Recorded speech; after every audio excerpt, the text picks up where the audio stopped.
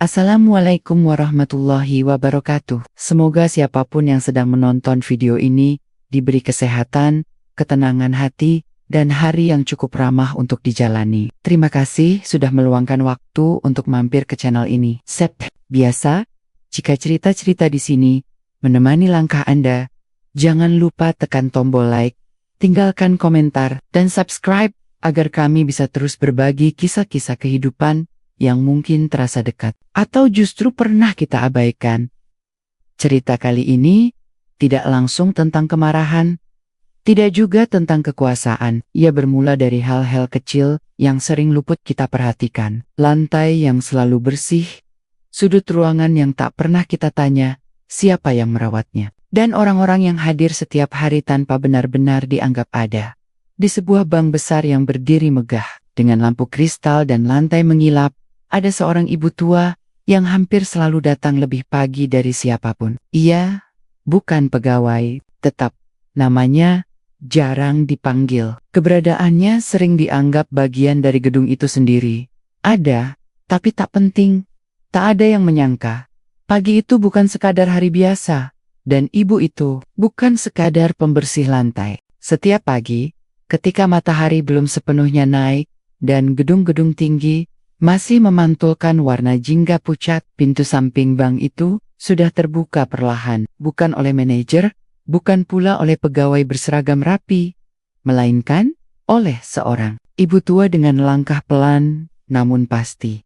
Namanya hampir tidak pernah disebut, jikapun ada yang memanggil, biasanya hanya dengan sebutan singkat Bu. Lalu, ia datang membawa ember kecil, kain lap yang warnanya sudah memudar, dan sapu dengan gagang yang mulai retak. Tidak ada kartu identitas tergantung di lehernya. Tidak ada seragam resmi dengan logo bank. Ia hanya ada, seperti bagian dari pagi itu sendiri. Lantai marmer yang luas dan dingin adalah tempat pertama yang disentuh tangannya. Dengan gerakan teratur ia meniup budi-budibu halus yang hampir tak terlihat. Setiap sudut diperhatikan, setiap garis nat marmer disusuri. Ia tahu persis bagian mana yang licin, mana yang harus dikeringkan lebih lama, agar tidak membahayakan siapapun yang nanti berjalan, tergesa-gesa dengan sepatu mahal mereka. Sesekali, pantulan tubuhnya terlihat di kaca dinding yang menjulang tinggi. Rambutnya disanggul sederhana, sebagian telah memutih. Punggungnya sedikit membungkuk, namun gerakannya rapi, nyaris tanpa jeda yang sia-sia. Ada ketenangan di wajahnya, bukan ketenangan orang yang pasrah, melainkan ketenangan seseorang yang terbiasa hidup dengan ritme dan tanggung jawab. Satu persatu, pegawai mulai berdatangan. Sepatu hak tinggi beradu dengan lantai, dasi dirapikan, percakapan ringan tentang rapat, dan target bulanan terdengar samar. Tidak ada yang benar-benar memperhatikan ibu itu. Jika mereka harus melangkah sedikit menghindar, karena lantai masih basah, mereka melakukannya tanpa menoleh, seolah lantai itu membersihkan dirinya sendiri. Bagi banyak orang di gedung itu, kehadiran ibu tua tersebut sudah menjadi kebiasaan. Ia selalu ada sebelum jam kerja, dan menghilang sebelum siang. Tidak ada yang bertanya siapa yang menggajinya, dari mana ia berasal, atau mengapa ia begitu tekun. Ia bukan bagian dari struktur organisasi, bukan pula sosok yang perlu dikenang. Namun, jika diperhatikan lebih lama, ada hal yang terasa berbeda. Cara ia melipat kain lapnya selalu sama, rapi dan presisi. Cara ia menata kursi di ruang tunggu selalu sejajar, seakan ada ukuran tak terlihat yang ia patuhi. Bahkan ketika tak ada siapapun yang melihat, ia tetap bekerja dengan kesungguhan yang sama. Seorang satpam yang berjaga di pintu utama sesekali mengangguk padanya. Ibu itu membalas dengan senyum kecil, senyum yang tidak meminta apa-apa, hanya sekadar pengakuan bahwa mereka sama-sama hadir pagi itu. Tidak ada percakapan panjang, tidak ada basa-basi, hanya kesadaran dayem-dayem bahwa pekerjaan, sekecil apapun di mata orang lain, tetap layak dijalani dengan hormat. Ketika lantai terakhir selesai dibersihkan, ibu itu berdiri sejenak, memandangi ruangan yang kini mengilap. Bank mewah itu tampak siap menyambut dunia, uang, ambisi, dan keputusan-keputusan besar. Ia menarik napas perlahan, lalu merapikan peralatannya. Tak seorang pun tahu pagi itu bahwa langkah-langkah sederhana yang melintasi lantai marmer itu sedang mengantarkan sebuah cerita yang jauh lebih besar dari yang bisa dibayangkan siapapun. Di gedung tersebut, untuk saat ini, ia hanyalah ibu pembersih lantai, tenang, diam, dan nyaris tak terlihat. Pagi semakin beranjak, dan denyut kehidupan di dalam bank mulai terasa lebih ramai. Suara mesin absensi berbunyi bergantian, pintu lift terbuka dan tertutup. Aroma kopi panas menyebar dari sudut pantry pegawai. Ibu tua itu masih berada di dalam gedung, menyelesaikan bagian terakhir dari rutinitasnya, mengelap pegangan tangga, dan merapikan kursi ruang tunggu. Beberapa pegawai muda melintas di depannya. Jas mereka rapi, sepatu mengilap, wajah mereka masih menyimpan sisa kantuk yang dibungkus ambisi. Tatapan mereka singgah sejenak pada ibu itu, lalu cepat dialihkan. Ada yang tampak ragu, seolah bertanya dalam hati, mengapa perempuan tua itu masih berada di sana. Ada pula yang memilih memutar langkah, berjalan sedikit lebih jauh, agar tidak perlu berpapasan. Tidak ada kata kasar, tidak ada perlakuan terang-terangan, hanya jarak yang sengaja diciptakan, jarak yang seringkali lebih menyakitkan daripada hinaan. Ibu itu menyadari semua itu, meski wajahnya tetap tenang, ia tidak tersinggung, tidak pula berusaha menarik perhatian. Setiap kali seseorang lewat, ia sedikit menepi, memberi ruang, lalu kembali melanjutkan pekerjaannya. Jika ada yang tak sengaja bertatapan dengannya, ia akan mengangguk kecil, atau tersenyum tipis, seperti seseorang yang terbiasa hidup berdampingan dengan keheningan di dekat pintu utama. Satpam yang sama masih berjaga. Kali ini, ia mendekat, membantu memindahkan kursi yang baru saja dilap ibu itu. "Pagi Bu, terima kasih ya, lantainya jadi bersih," katanya dengan suara ringan. Ibu itu menoleh, dan tersenyum lebih lebar dari biasanya. "Sama-sama Pak, semoga hari ini lancar," jawabnya tulus. Percakapan itu singkat, nyaris tak berarti bagi siapapun yang mendengarnya. Namun bagi ibu itu, sapaan sederhana tadi cukup membuat langkahnya terasa lebih ringan. Ia tidak membutuhkan pujian, hanya pengakuan bahwa keberadaannya tidak sepenuhnya diabaikan. Di sudut lain ruangan, dua pegawai muda berbisik pelan sambil melirik ke arahnya. Ibu itu pura-pura tidak mendengar. Ia sudah terlalu lama hidup dengan bisik-bisik semacam itu, tentang siapa dirinya, dari mana asalnya, dan mengapa ia berada di tempat yang dianggap bukan miliknya. Gedung bank itu menjulang tinggi, dengan langit-langit luas dan pilar-pilar besar, yang membuat siapapun merasa castle. Dari lantai-lantai atas, kota terlihat seperti miniatur. Manusia menjadi titik-titik yang bergerak cepat. Barangkali karena itulah, banyak orang lupa menunduk, lupa bahwa di bawah sepatu mahal mereka ada lantai yang dibersihkan oleh tangan-tangan yang jarang dianggap penting. Ibu itu berjalan perlahan menuju pintu samping, tempat ia biasa keluar. Langkahnya tidak tergesa. Setiap gerakan mencerminkan kebiasaan hidup yang teratur dan penuh perhitungan. Ia berhenti sejenak, menoleh ke dalam ruangan, memastikan semuanya rapi. Di matanya, gedung itu bukan simbol kemewahan atau kekuasaan. Ia hanya sebuah tempat kerja, seperti banyak tempat lain yang pernah ia singgahi dalam hidupnya. Tempat di mana manusia datang dan pergi, membawa cerita masing-masing. Seringkali tanpa benar-benar melihat satu sama lain, ia melangkah keluar dengan tenang, meninggalkan bank yang semakin sibuk, tanpa disadari siapapun. Pagi itu telah menanamkan satu hal kecil namun penting, bahwa prasangka tidak selalu hadir dalam bentuk kasar. Kadang, ia hadir dalam tatapan yang dihindari, dalam sapaan yang tak pernah terucap, dan dalam kebiasaan menganggap seseorang tidak lebih dari bayangan di sudut ruangan. Pagi itu, ibu tua itu datang dengan cara yang berbeda. Tidak ada ember kecil, tidak ada sapu, tidak ada kain lap yang biasanya setia menemani langkahnya. Tangannya hanya membawa sebuah map coklat lusuh. Sudut-sudutnya sudah melengkung, warnanya memudar seiring usia. Pakaiannya tetap sederhana, bersih, dan rapi, terlalu rapi untuk sekadar kebetulan, namun terlalu sederhana untuk dianggap penting. Ia melangkah masuk melalui pintu utama bank, bukan pintu samping seperti biasanya. Langkahnya sedikit lebih pelan, seolah ingin memastikan setiap pijakan tepat. pada tempatnya. Udara di dalam ruangan terasa berbeda dari pagi-pagi sebelumnya. Lebih ramai, lebih penuh suara, dan lebih cepat.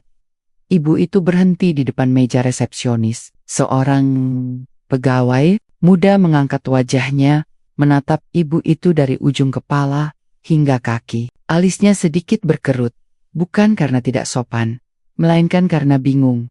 "Maaf Bu, ada yang bisa dibantu?" tanyanya dengan nada ragu. Ibu itu tersenyum kecil. "Saya mau mengurus rekening lama," jawabnya, pelan, namun jelas. Pegawai itu terdiam sejenak, matanya kembali melirik map coklat di tangan ibu itu. Lalu menatap ke arah ruang tunggu nasabah yang kursinya empuk dan tertata rapi, seolah memastikan bahwa perempuan di depannya memang berada di tempat yang tepat. "Rekening lama," ulangnya, masih dengan kebingungan yang disembunyikan, sehalus mungkin. "Iya," jawab ibu itu singkat, lalu melangkah menuju kursi terdekat. Tanpa diminta, ia duduk dengan tenang, kedua tangannya memeluk map coklat itu, seperti memegang sesuatu yang berharga.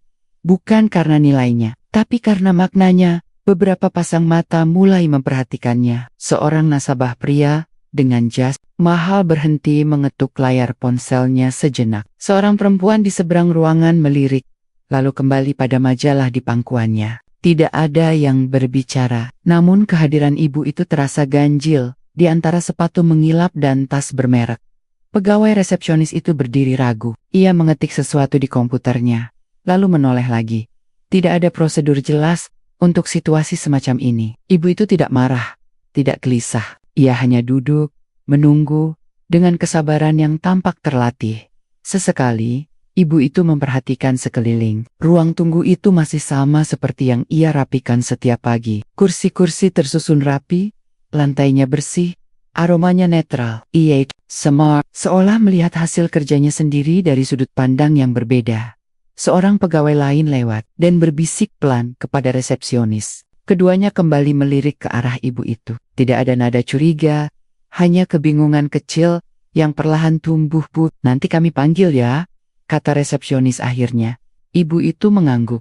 "Tidak apa-apa, saya menunggu." Ia membuka map coklat itu sedikit, memastikan isi di dalamnya masih rapi. Beberapa lembar kertas tebal tersusun berurutan, tidak ada logo mencolok, tidak ada sampul mewah. Semuanya tampak sederhana, seperti dirinya.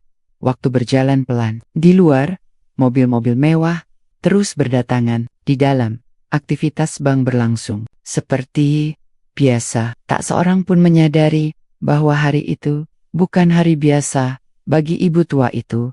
Untuk sementara, ia hanya seorang perempuan sederhana yang duduk di ruang tunggu bank elit, membawa map lusuh dan sebuah niat yang belum sepenuhnya terlihat. Namun keganjilan kecil itu, ketidaksesuaian antara dirinya dan tempat itu, perlahan menyiapkan sesuatu yang akan mengubah segalanya. Waktu terus berjalan, dan ruang tunggu VIP mulai terisi penuh. Percakapan-percakapan pelan terdengar di antara derit sepatu mahal dan denting sendok kecil di cangkir kopi.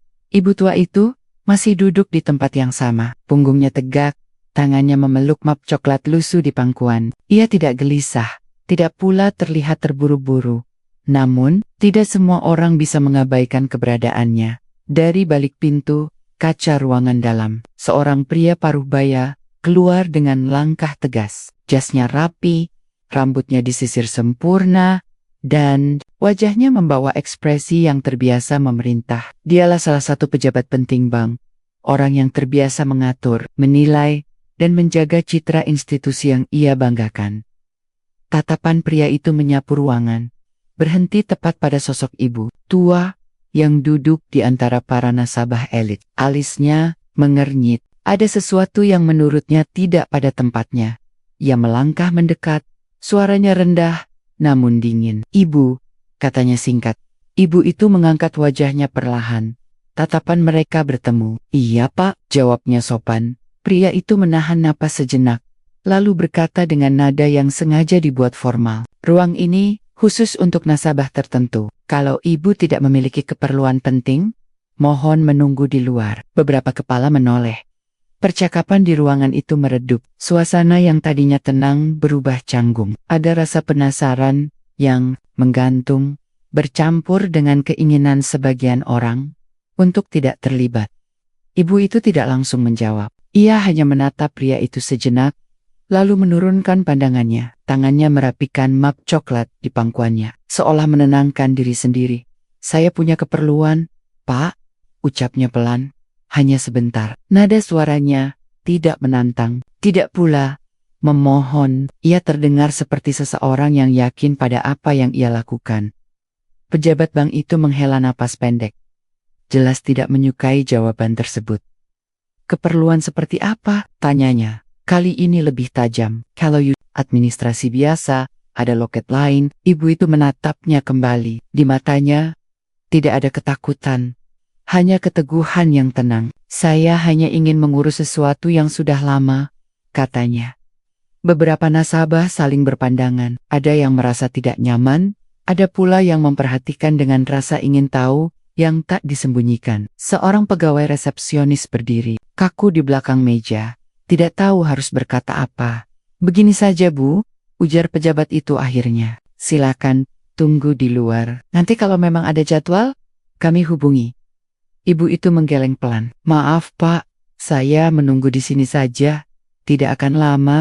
Suasana semakin hening. Kalimat sederhana itu terasa seperti batu kecil yang dijatuhkan. Keer tenang, menimbulkan riak yang tak terduga. Tidak ada teriakan, tidak ada keributan, namun ketegangan terasa jelas di udara.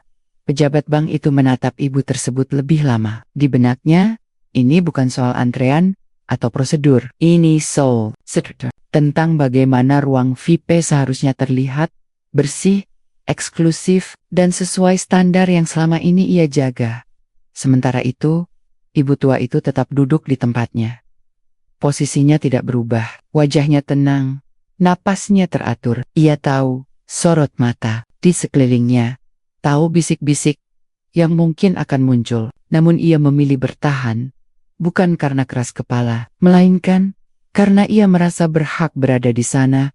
Untuk pertama kalinya sejak pagi, ruang tunggu bank itu tidak lagi terasa sekadar tempat menunggu. Ia berubah menjadi panggung kecil, tempat martabat, prasangka dan kekuasaan mulai saling berhadapan. Pelan, namun pasti, hening di ruang tunggu itu akhirnya pecah.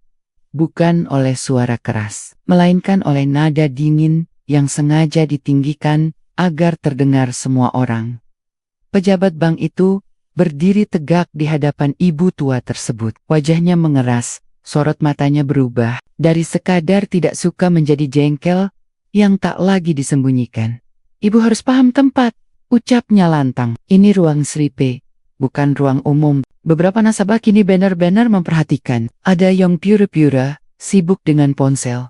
Ada yang menatap terang-terangan. Situasi itu berubah, dari canggung menjadi memalukan, bukan bagi bank, melainkan bagi satu orang yang duduk tenang di kursi empuk itu. Ibu itu mengangkat wajahnya perlahan. "Saya mengerti, Pak," katanya pelan. "Tapi sepertinya ibu tidak mengerti," potong pejabat itu. Sejak tadi ibu mengganggu kenyamanan nasabah lain. Penampilan ibu juga. Ia berhenti sejenak, lalu melanjutkan dengan nada merendahkan. "Tidak sesuai dengan standar ruangan ini." Kalimat itu menggantung di udara, tajam, dingin, menyentuh sesuatu yang jauh, lebih dalam dari sekadar aturan bank. Beberapa orang menunduk. Seorang pegawai menelan ludah, jelas tidak nyaman, namun tidak ada yang menyela. Ibu itu menarik napas perlahan, tangannya mengencang memegang map coklat di pangkuannya. Di dadanya, ada rasa panas yang naik perlahan, bukan sekadar marah, melainkan lelah. Lelah karena kalimat seperti itu bukan hal baru baginya. Ia sudah mendengarnya dalam berbagai bentuk, di berbagai tempat sepanjang hidupnya. "Bapak tidak tahu siapa saya," ucapnya akhirnya. Suaranya masih lembut. Pejabat itu terkekeh kecil, sinis, dan sepertinya ibu juga tidak tahu di mana ibu berada, balasnya. "Kami punya citra yang harus dijaga. Saya minta ibu segera keluar sebelum kami panggil petugas." Kata petugas itu jatuh seperti palu, bukan karena ancamannya, tapi karena cara ia diucapkan. Seolah ibu itu adalah gangguan, bukan manusia. Di titik itu, konflik batin ibu tua itu mencapai puncaknya. Ia bisa berdiri, membalas dengan kata kota yang sudah lama ia simpan. Ia bisa membuka map coklat itu sekarang juga. Ia bisa menghentikan semuanya. Namun ia tidak melakukannya. Ia memilih diam, bukan karena kalah, bukan karena takut, melainkan karena ia tahu kemarahan yang meledak seringkali hanya memberi kepuasan sesaat. Sementara martabat adalah sesuatu yang harus dijaga, bahkan saat diinjak. Matanya menatap pejabat itu, tenang, dalam, dan penuh makna. Tidak ada air mata, tidak ada gemetar, hanya sorot mata seseorang yang telah terlalu lama mengenal dunia, mengenal kehilangan, dan mengenal betapa rapuhnya manusia ketika diberi sedikit kuasa. Katanya lirih, hampir berbisik, "Saya hanya minta waktu sebentar." Nada itu membuat beberapa orang terdiam. Ada sesuatu di sana, bukan permintaan, melainkan keyakinan.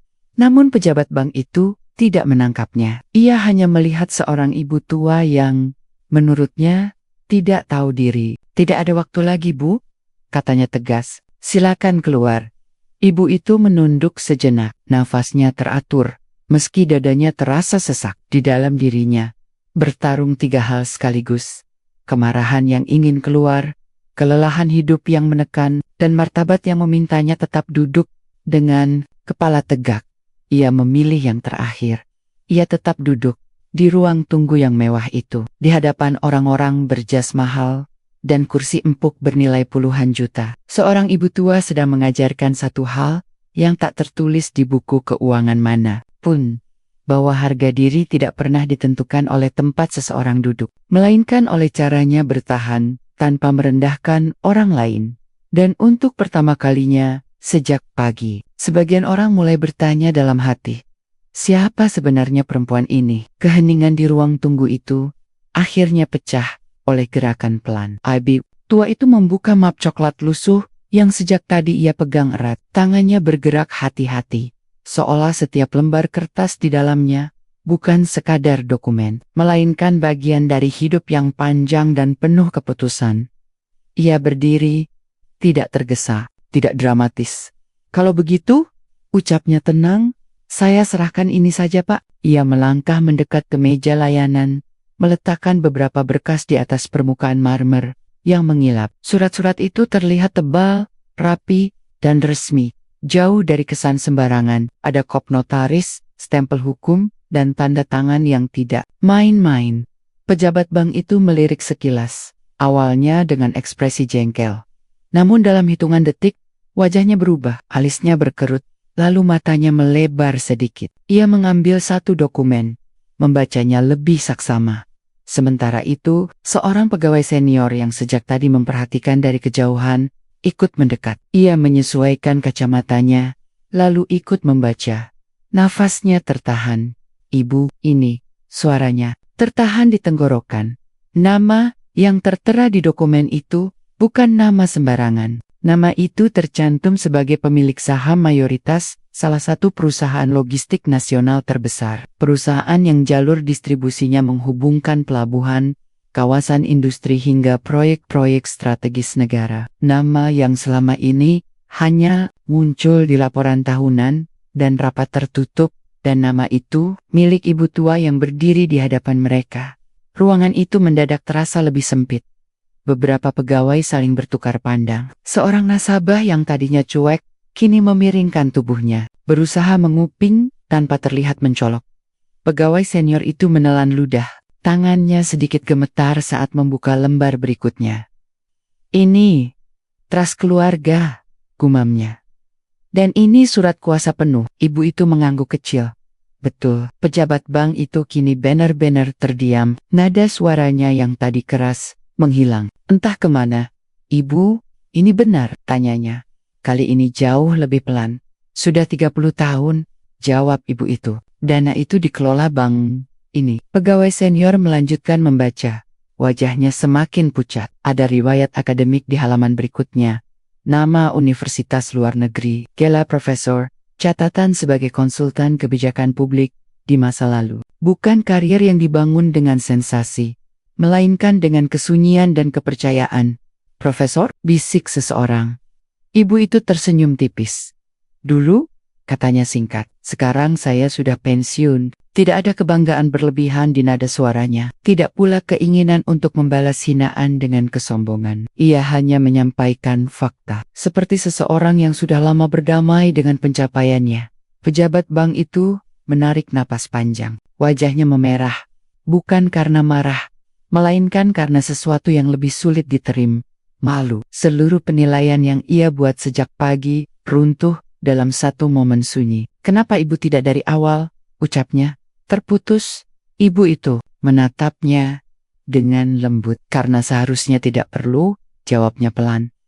Saya datang sebagai manusia, bukan sebagai angka. Pegawai senior itu segera berdiri tegak. Kami perlu memanggil direksi, katanya cepat. Kali ini dengan sikap yang sangat berbeda. Namun, ibu itu mengangkat tangan pelan. Nanti saja, ujarnya. Saya hanya ingin memastikan permintaan saya diproses sesuai prosedur. Di ruangan yang sama, dengan lantai yang tadi ia bersihkan sendiri, persepsi semua orang berubah. Sosok yang dianggap tidak pantas kini berdiri, sebagai figur yang tak bisa diabaikan. Bukan karena pakaiannya, bukan karena suaranya, melainkan karena kebenaran yang akhirnya berbicara. Dan untuk pertama kalinya, gedung bank yang tinggi itu terasa dipaksa menunduk. Angka itu akhirnya terucap di ruangan tertutup lantai atas bank, bukan dengan suara lantang, melainkan dengan bisikan yang gemetar. 62,3 triliun rupiah. Kalimat itu melayang di udara, seperti beban yang terlalu berat untuk diturunkan begitu saja. Di layar besar ruang rapat, data keuangan terpampang rapi, grafik likuiditas, arus kas, dan simulasi risiko. Semua menunjuk pada satu kesimpulan yang sama. Permintaan penarikan itu sah, legal, dan tidak bisa ditunda tanpa konsekuensi hukum besar. Direksi bank duduk berjajar, wajah mereka tegang. Tidak ada yang bersandar santai, tidak ada yang bermain. Beberapa map terbuka, beberapa tangan saling menggenggam, tanpa sadar. Dana trust ini memang ditempatkan penuh di kita, ujar seorang direktur keuangan dengan suara kering. Kalau ditarik sekaligus, kita harus melepas aset likuid dan menjual sebagian portofolio strategis. Kapan? Tanya yang lain singkat. Segera, jawabnya. Permintaan penarikan efektif, 7 hari kerja. Ruangan itu kembali sunyi. Luar ruang rapat, berita belum menyebar, namun getarannya sudah terasa. Pegawai-pegawai senior bergerak cepat, membawa dokumen, menutup pintu, menurunkan suara. Tidak ada kepanikan terbuka, tapi ketegangan terasa di setiap langkah. Pejabat bank, yang tadi berdiri paling keras kini duduk sendiri di sudut ruang tunggu lantai bawah. Jasnya masih rapi, namun wajahnya kehilangan warna. Ia tidak lagi dipanggil untuk memberi instruksi. Tidak ada yang menoleh padanya untuk meminta pendapat. Namanya mulai disebut, bukan sebagai pemimpin, melainkan sebagai masalah. Ini bisa jadi isu reputasi, kata salah satu direksi dalam rapat lanjutan. Perlakuan terhadap nasabah prioritas, tambah yang lain. Kalau ini bocor ke publik, ibu tua itu duduk kembali di kursi ruang tunggu VIP. Ia tidak dipindahkan ke ruang khusus. Ia tidak dikelilingi pengamanan. Ia hanya duduk seperti sebelumnya, memandangi lantai marmer yang kini terasa asing. Seorang pegawai senior mendekat dengan langkah hati-hati. Permintaan penarikan sudah dikonfirmasi. Semuanya sah. IB itu mengangguk pelan. Tidak ada senyum kemenangan. Tidak ada napas lega berlebihan. Terima kasih, katanya singkat. Apakah ibu ingin? Pegawai itu ragu, menyampaikan pernyataan tambahan. Ibu itu menggeleng. Tidak perlu. Sementara itu, pejabat bank yang tadi merendahkannya hanya bisa memandang dari jauh. Setiap detik terasa seperti penghakiman yang tidak diucapkan. Reputasinya runtuh, bukan karena teriakan, bukan karena ancaman, melainkan karena satu kesalahan mendasar, menilai manusia dari tampilan, bukan dari martabat. Ia tahu, setelah hari itu, posisinya tak akan sama. Rapat evaluasi akan datang, laporan akan ditulis, nama akan dicatat, dan semua itu bermula dari satu pagi, dari seorang ibu tua yang dianggap tidak tahu tempat di bank sebesar itu, yang terbiasa mengelola angka triliunan tanpa emosi. Hari itu menghadirkan sesuatu yang jauh lebih berat Dari kerugian finansial, kesadaran kolektif bahwa kekuasaan tanpa empati bisa menghancurkan segalanya. Tidak ada sorak-sorai, tidak ada kepuasan yang dipamerkan. Yang ada hanya keheningan panjang dan berat, seperti lantai marmer yang bersih, dan memantulkan wajah-wajah yang terpaksa melihat diri mereka sendiri dengan jujur untuk pertama kalinya. Suasana di dalam bank itu perlahan kembali seperti semula, setidaknya di permukaan. Namun ada sesuatu yang berubah, sesuatu yang tak kasat mata, tapi terasa berat di udara. Ibu tua itu berdiri dari kursinya. Tidak ada yang menahannya, tidak ada yang berani menyuruhnya menunggu. Beberapa pasang mata mengikutinya dengan diam-diam, bukan lagi dengan ragu, melainkan dengan rasa hormat yang datang terlambat. Ia melangkah pelan menuju sudut ruangan. Di sana, samar terlihat bekas tapak sepatunya sendiri di lantai marmer, jejak kecil yang hampir tak berarti bagi siapapun, kecuali dirinya. Ia meminta kain lap dengan suara lembut. Seorang pegawai menyerahkannya dengan dua tangan. Sedikit membungkuk, seolah menebus sikap yang tadi. Ibu itu berlutut perlahan, tangannya yang keriput mengusap lantai dengan gerakan yang sudah begitu ia kenal. Sekali usap, dua kali. Bukan karena lantai itu kotor, melainkan karena ia ingin meninggalkan ruangan itu dalam keadaan rapi, seperti kebiasaan yang selalu ia pegang. Di sekelilingnya, ruangan terdiam. Setelah selesai, ia berdiri, merapikan pakaiannya, lalu berjalan ke meja layanan. Surat penarikan dana telah disiapkan. Ia mengambil pena, menandatangani dengan tulisan tangan yang tenang dan mantap. Tanda tangan seseorang yang telah lama berdamai dengan keputusan-keputusannya. Ia menyerahkan surat itu kepada pegawai senior, yang menerimanya dengan wajah penuh kehati-hatian. Lalu ibu itu menoleh, memandang ruangan sekali lagi. Pejabat bank yang tadi berdiri paling tinggi, kini hanya menunduk. Tidak ada lagi kata-kata, tidak ada pembelaan. Yang tersisa hanyalah kesadaran pahit bahwa satu sikap tidak hormat bisa menghancurkan segalanya. Ibu itu mendekat, berhenti tepat di depannya. Suaranya lirih, namun cukup jelas untuk didengar. "Saya membersihkan lantai," katanya pelan. "Bukan harga diri saya." Tidak ada nada marah, tidak ada nada menghakimi. Kalimat itu justru terasa seperti pengingat, lembut, namun menancap dalam. Ia lalu melangkah keluar melalui pintu utama. Pintu kaca terbuka, cahaya siang menyambutnya. Di luar, lalu lintas kota berjalan seperti biasa. Orang-orang berlalu lalang, tak tahu apa yang baru saja terjadi di balik dinding megah itu. Di dalam, gedung bank yang tinggi dan mewah itu terasa kosong. Marmer tetap mengilap, namun kini memantulkan wajah-wajah yang dipaksa belajar tentang empati. Ibu itu berjalan menjauh, punggungnya tetap tegak, meski langkahnya pelan. Tidak ada iring-iringan, tidak ada sorotan kamera. Ia kembali menjadi dirinya sendiri. Seseorang yang memilih hidup sederhana, bukan karena tidak mampu, tetapi karena ia tahu nilai hidup tidak selalu sejajar dengan angka di rekening. Kisah ini mengingatkan kita bahwa kemewahan seringkali membuat manusia lupa menunduk, lupa menyapa, dan lupa menghormati sesama. Harga diri tidak pernah ditentukan oleh pakaian, jabatan, atau status sosial, melainkan oleh cara kita memperlakukan orang lain, terutama mereka yang tidak punya kuasa untuk membalas. Jangan menilai manusia dari penampilannya. Jangan merendahkan hanya karena merasa lebih tinggi, karena pada akhirnya, yang paling berharga bukanlah lantai yang mengilap atau angka triliunan, melainkan empati, martabat, dan keberanian untuk tetap menjadi manusia.